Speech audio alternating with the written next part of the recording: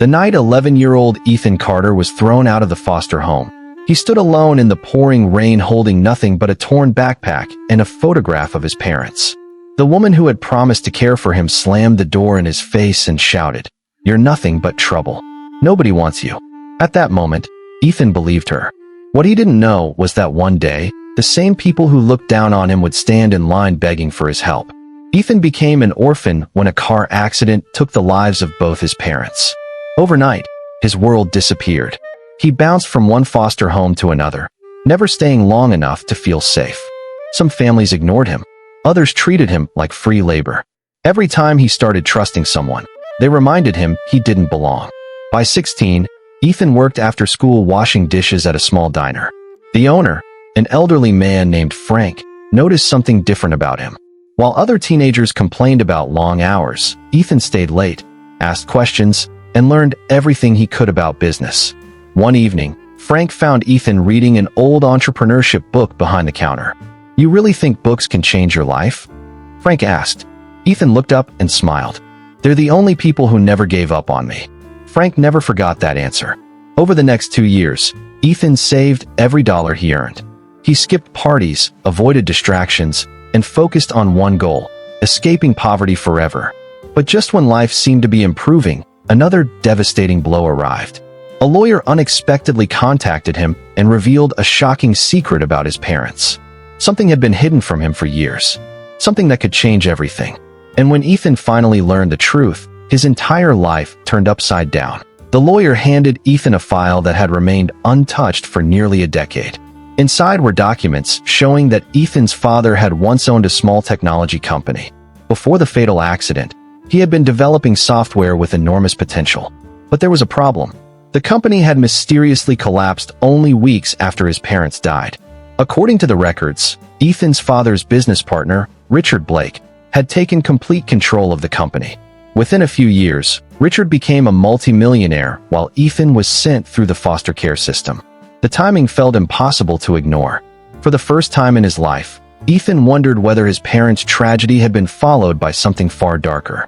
Fueled by questions, he began researching Richard Blake.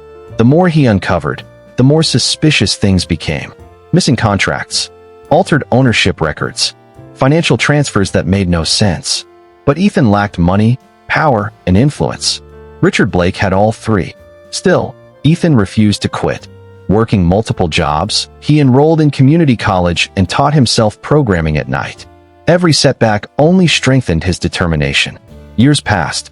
While others spent weekends relaxing, Ethan built apps, studied markets, and launched small online businesses. Most failed. Some barely survived. But one succeeded. Then another. And another. By age 28, Ethan had built a rapidly growing technology company. Investors began calling. Major corporations wanted meetings. The orphan nobody wanted was becoming one of the fastest rising entrepreneurs in the country. Then fate delivered an opportunity he never expected. A business conference announced that Richard Blake would be attending.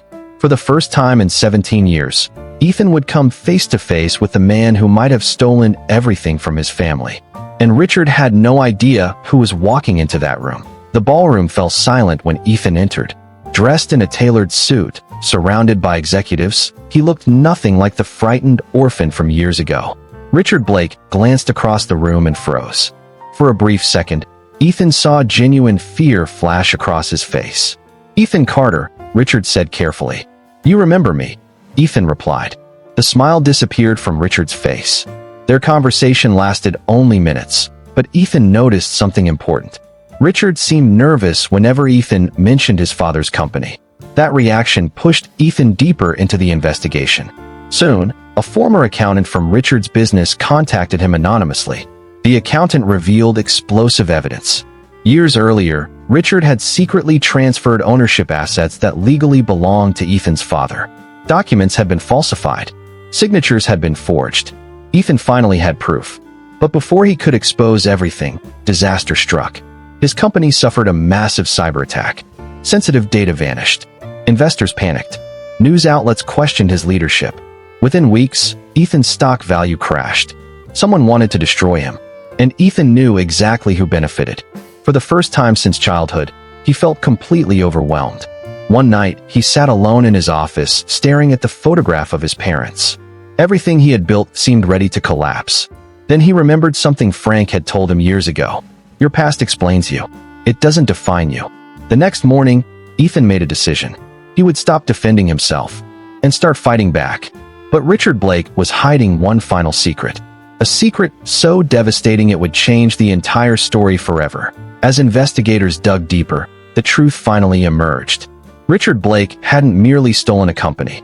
He had stolen Ethan's entire inheritance. For years, trust funds created by Ethan's parents had been secretly redirected through shell companies controlled by Richard.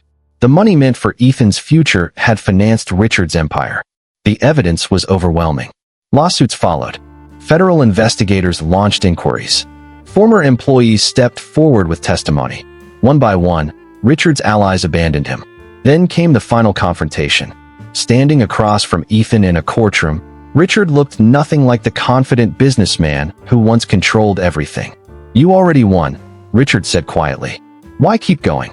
Ethan stared at him. This was never about revenge, he answered. It was about truth.